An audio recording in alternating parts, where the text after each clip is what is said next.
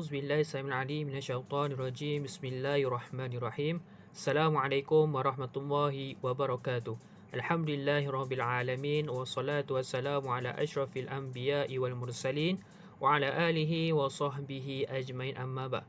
Murid-murid yang kasih Allah Subhanahu wa taala, insya-Allah pada hari ini kita akan teruskan dengan mata pelajaran sirah tahun 4 bagi pelajaran yang ketiga, iaitu Isra' dan Mi'raj. Jadi murid-murid boleh buka muka surat 25, 26 dan seterusnya. InsyaAllah kita akan habiskan tajuk ini, insyaAllah. Baik, kita tengok kepada pengertian Isra' dan Mi'raj. Apa yang dimaksudkan tentang Isra'? Isra' ialah perjalanan Nabi pada waktu malam dari Masjidil Haram di Mekah ke Masjidil Aqsa di Palestin. Kalau kita lihat, jarak itu sangat jauh. Jadi bagaimana perjalanan Nabi dalam satu malam sahaja? Kita akan tengok, akan ketahui bagaimana. Baik, apakah yang dimaksudkan tentang Mi'raj? Ialah naik ke alam tinggi dari Masjidil Aqsa hingga ke Sidratul Muntaha. Baik, itu adalah sebab itu dinamakan Isra' dan Mi'raj, mengikut peringkat. Dia tak sebut pada Mi'raj dan Isra'. Isra' dan Mi'raj.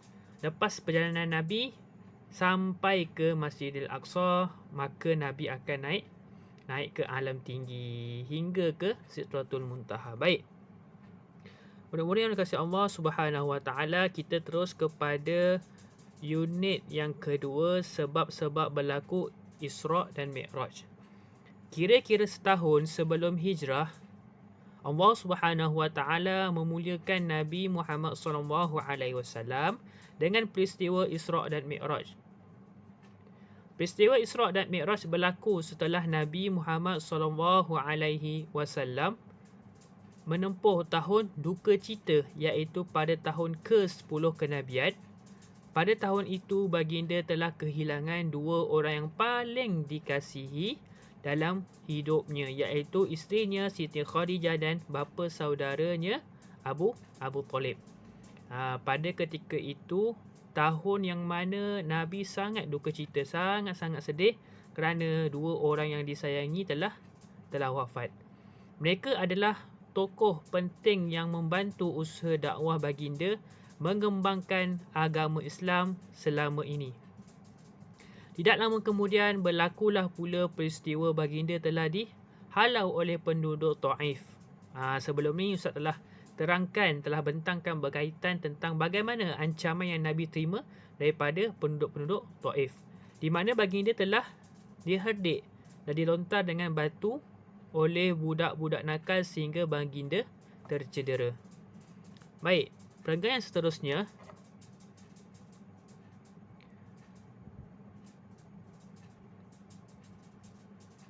okey, tengok. Bayangkan bagaimana duka cita yang amat sangat, hilang hidup yang berkorban segala-galanya untuk Nabi Muhammad sallallahu alaihi wasallam dan perjuangan Islam, kemudian dikecewakan dan dicederakan oleh bangsanya sendiri. Itu yang Nabi sangat-sangat sedih, sangat-sangat sakit hatinya ketika mana diancam, diberi herdikan. Bagaimana kanak-kanak yang masih kecil melontarkan batu sehingga Nabi tercedera. Di saat kesedihan yang amat sangat itulah malaikat Jibril datang membawa pesanan gembira dari Allah Subhanahu wa taala bagi mengiringi baginda untuk Isra' dan Mi'raj. Setelah mana Nabi dalam tahun yang kesedihan, maka malaikat Jibril datang kepada Nabi untuk memberikan berita gembira berkaitan tentang Isra' dan Mi'raj. Itulah hadiah paling bermakna ketika Nabi Muhammad SAW memerlukan. Okay, baik, kita terus kepada muka surat 28. Okey, ini kita akan tengok bagaimana peristiwa yang berlaku semasa Isra' dan Mi'raj, insya-Allah. Baik. Pada malam 27 Rejab bersamaan 166 Masihi, Nabi Muhammad SAW telah ditetangi oleh malaikat Jibril. Dan dibelah dadanya serta disucikan jantungnya. Ingat pada malam bila? 27 Rajab. Masa itu malaikat Jibril datang kepada Nabi, membelah dada Nabi dan disucikannya. Ataupun dibersihkan jantungnya. Seterusnya, dada baginda diisi dengan hikmah dan iman. Itu satu keunikan, keistimewaan, fadilat yang diberikan oleh Nabi SAW. Okey, bagaimana kalau kita dibelahkan dada kita, agak-agak kita masih hidup ataupun mati. Wallahu alam, kita pun tak tahu, kerana yang mati dan menghidupkan hanyalah oleh Allah Subhanahu Wa Taala. Setelah itu malaikat membawakan binatang bernama Buraq untuk ditunggangi oleh baginda dalam perjalanan Isra' ke Baitul Maqdis, iaitu di Palestin, ke Masjidil Aqsa lah. Baik, Buraq ini sering kali kita dengar, satu kenderaan yang Nabi naik dalam satu malam sahaja. Ada yang kata Buraq ni seperti sepintas kilat. Wallahu alam, Ustaz pun tak tahu. Sama-sama kita lihat kajian-kajian yang mengatakan, ada yang mengatakan. Okey, baik. Kita tengok, Buraq ialah seekor binatang yang berwarna putih, yang tinggi, lebih besar dari keldai dan lebih kecil daripada bagol. Bagol ni apa? Ada kata bagol ni adalah unta. Sekali melangkah sejauh mata memandang, bagaimana diiringi malaikat Jibril menuju ke Baitul Maqdis. Inilah satu kenderaan yang Nabi naik, iaitu seekor binatang, sehingga mana Nabi sampai ke Baitul Maqdis bersama dengan para malaikat, iaitu seorang malaikat saja, iaitu malaikat Jibril alaihissalam. Baik, mudah-mudahan kasih Allah Subhanahu Wa Taala. Kita terus kepada muka surat 29. Ketika Isra', Nabi Muhammad SAW berhenti di beberapa tempat. Antaranya ialah suatu ladang kurma yang subur. Malaikat Jibril menjelaskan bahawa nama tempat itu adalah Yathrib, atau juga dikenali dengan Tayyibah. Tayyib ni maksud tanah suci lah, ataupun tanah yang baik. Tayyib, baik maksudnya. Yang kedua, suatu tempat yang bernama Mudyan, tempat Nabi Musa alaihissalam melarikan diri daripada buruan Firaun. Itu tempat yang Nabi sempat berhenti ketika mana dalam perjalanan ke Masjidil Aqsa. Yang ketiga, satu tempat yang bernama Tur Sina. Tur Sina iaitu tempat di mana Nabi Musa alaihissalam bercakap dengan Allah Subhanahu Wa Taala. Mudah-mudahan kasih Allah Subhanahu Wa Taala, Tur Sina ataupun Saina. Panggil Sinai lah. Kalau di Mesir, masa Ustaz belajar dulu di Sinai, memang tempat sangat-sangat cantik. Tempat gunung ganangnya, bagaimana kita tengok lautnya di sana, memang sangat-sangat cantik. Kalau ada berpeluang, bolehlah ke sana, insya-Allah. Sambung belajar di sana, insya-Allah. Baik.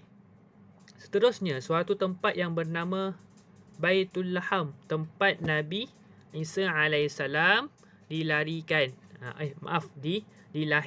iaitu di Baitul Laham. Okey, ini ada tempat lagi. Okey, muka surat seterusnya, muka surat 30. Ada tempat lagi. Saya ingatkan ada 4. Okey, baik. Kita tengok muka surat 30 Seterusnya, baginda diperlihatkan dengan beberapa peristiwa yang mengejutkan. Antaranya, okey, baik, tadi adalah empat tempat yang Nabi sempat berhenti. Jadi kita tengok kepada bagaimana Nabi sempat, ataupun bagaimana diperlihatkan dengan beberapa peristiwa. Ada peristiwa yang mengagumkan, ataupun memang Nabi SAW peristiwa yang menakjubkan, bahasa orang panggil apa, terkejut lah, ataupun peristiwa yang kita rasa terpesona. Macam tu lah peristiwa tersebut. Okey, antaranya Nabi Muhammad SAW diperlihatkan satu kaum yang bercucuk tanam dan terus menuai. Malaikat Jibril menerangkan bahawa itulah balasan orang yang membelanjakan hartanya kepada jalan kebaikan dengan ikhlas. Bayangkan kalau kita tengah bercocok tanam, mesti tunggu masa dia untuk kita nak menuai. Tetapi ini satu keunikan, satu perkara yang menakjubkan yang Nabi lihat apabila telah bercucuk tanam, maka telah terus menuai. Terus menuai, dapat hasilnya. Maka malaikat Jibril kata ini balasan orang yang membelanjakan hartanya kepada jalan kebaikan dengan ikhlas. Kadang-kadang orang buat baik tapi tak ada dalam hati mereka sifat ikhlas. Maka jatuhlah ke hati mereka dengan sifat mazmumah, iaitu riak, suka menunjuk. Jadi kita kena elakkan, kita kena jauhi daripada sifat terburuk tersebut. Baik, yang kedua, Nabi Muhammad SAW mencium bau yang sangat harum. Malaikat Jibril menerangkan bahawa itulah kubur Masyitah dan keluarganya. Mereka dibunuh oleh Firaun kerana beriman kepada Allah Subhanahu Wa Taala dan tidak mahu mengakui Firaun sebagai Tuhan. Itu perkara yang sangat-sangat mengejutkan, menakjubkan yang Nabi lihat ataupun Nabi ikuti, di mana Nabi merasai satu bau yang sangat harum, di mana malaikat Jibril menerangkan bahawasanya itu adalah kubur Masyitah dan keluarganya. Yang mana ancaman yang diberikan oleh Firaun kepada keluarganya, sehingga mana dia ingin mengatakan, mengakui bahawa Firaun adalah Tuhan, maka dia tolak. Maka ia beriman kepada Allah Subhanahu Wa Taala. Okey, Masyitah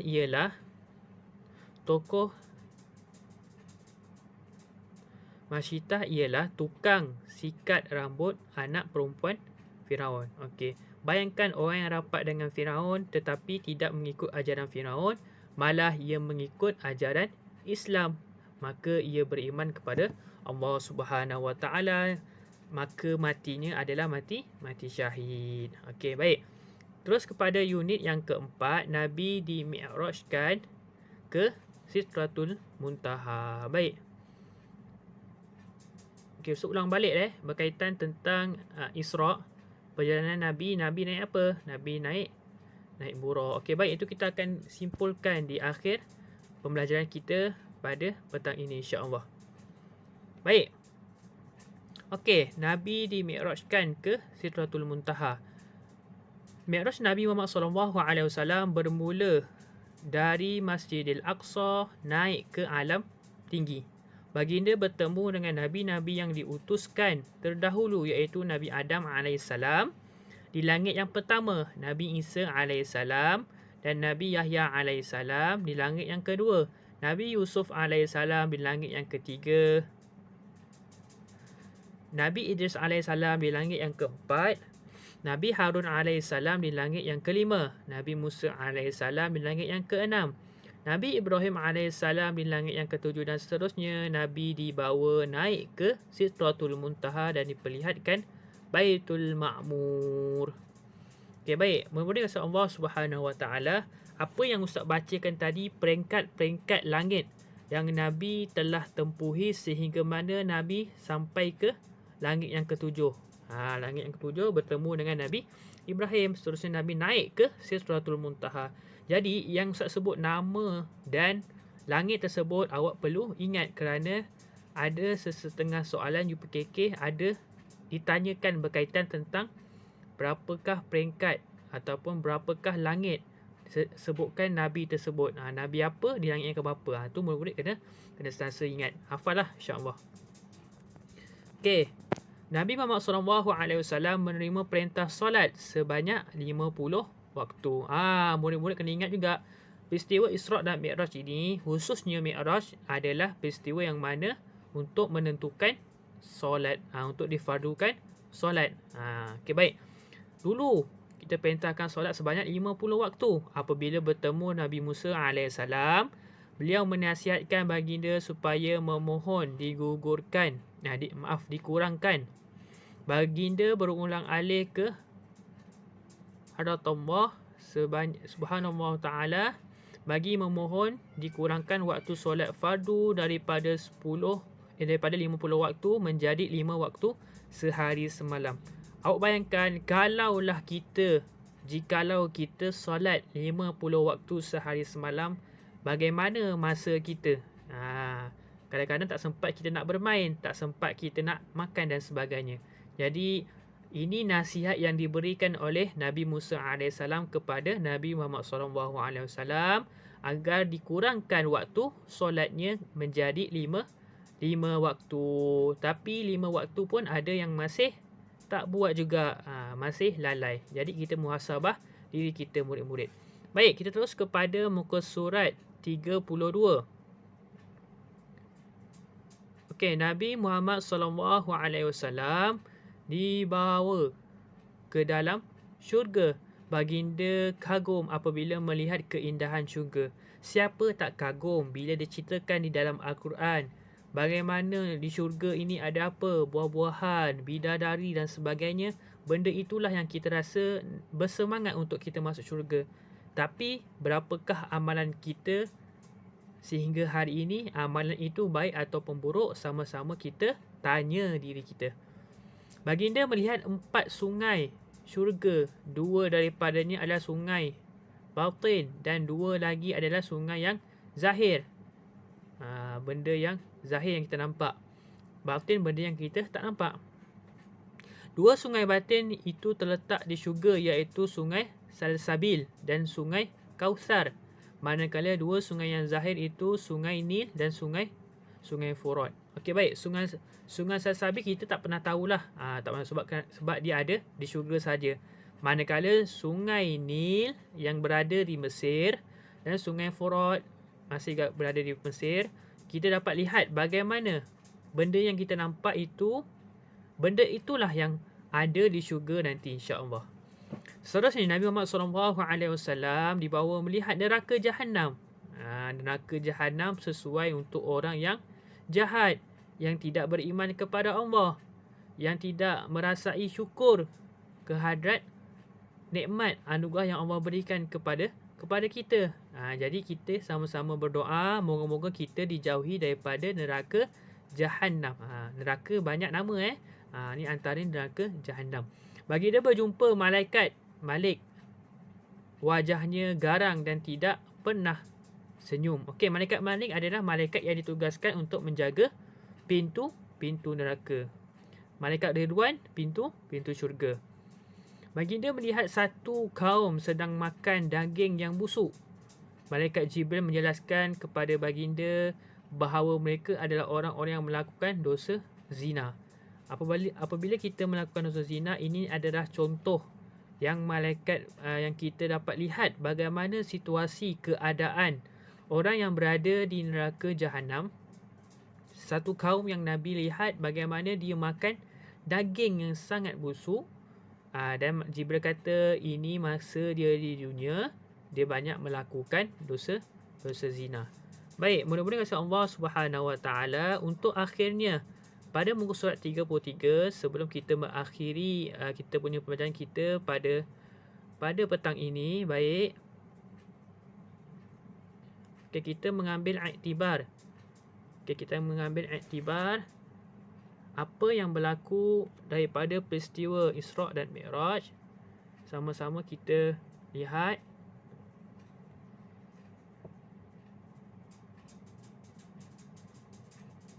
Okey, baik. Iktibar ataupun pengajaran, intipati yang boleh kita ambil daripada peristiwa Isra' dan Mi'raj. Yang pertama, Nabi Muhammad SAW menerima perintah ibadah solat fardu 5 waktu sehari semalam secara terus daripada Allah Subhanahu Wa Taala. Okey, yang pertama kefarduan solat. Yang kedua, wajib mendirikan solat fardu 5 waktu sehari semalam. Perkara wajib, bukan sunat, bukan harus, bukan makruh, tetapi wajib. Wajib meyakini bahawa Isra' dan Mi'raj itu adalah benar. Ini ada kata-kata yang mengatakan Nabi menjalani satu perjalanan dalam satu malam. Tetapi ramai yang menafikan bahawa perkara tersebut adalah perkara yang tidak benar. Maka wajib kita yakin bahawa Isra' dan Mi'raj adalah perkara yang benar atau peristiwa yang betul-betul terjadi terhadap Nabi Muhammad SAW. Dan yang terakhir, wajib meyakini bahawa setiap amal perbuatan manusia akan dibalas oleh Allah Subhanahu Wa Taala.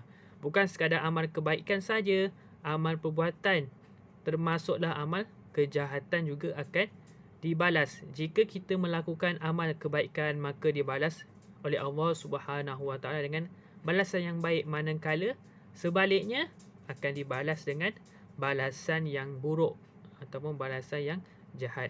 Baik. Jadi mudah-mudahan kasih Allah Subhanahu Wa Taala, Ustaz mengharapkan murid-murid dapat mengambil itipati, dapat mengambil kefahaman yang sejelas-jelasnya berkaitan tentang peristiwa Isra' dan Mi'raj. Okey, Ustaz ulang semula. Isra' adalah perjalanan Nabi SAW daripada apa? Masjidil Haram ke Masjidil Aqsa. Mi'raj adalah Nabi naik ke alam tinggi, daripada Masjidil Aqsa ke Sidratul Muntaha. Berapa lapisan langit? Ada 7. Sehingga mana sampai ke Sidratul Muntaha, Nabi difadukan ataupun Nabi diarahkan, diperintahkan mendapat arahan untuk kita sama-sama melakukan ibadah solat. Sebanyak berapa? 50? 5? Okey, asalnya 50 tetapi dikurangkan sebanyak berapa? Kira 50 tolak 5. Berapa? 45. 45 waktu. Jadi 5 sahaja. Baik.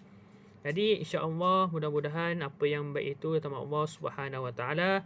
Apa yang kurang dan lemah, mungkin Ustaz ada tersasul bercakap, salah baca dan sebagainya, harap dimaafi. Itu saja, insya-Allah kita akan jumpa lagi. Assalamualaikum warahmatullahi wabarakatuh.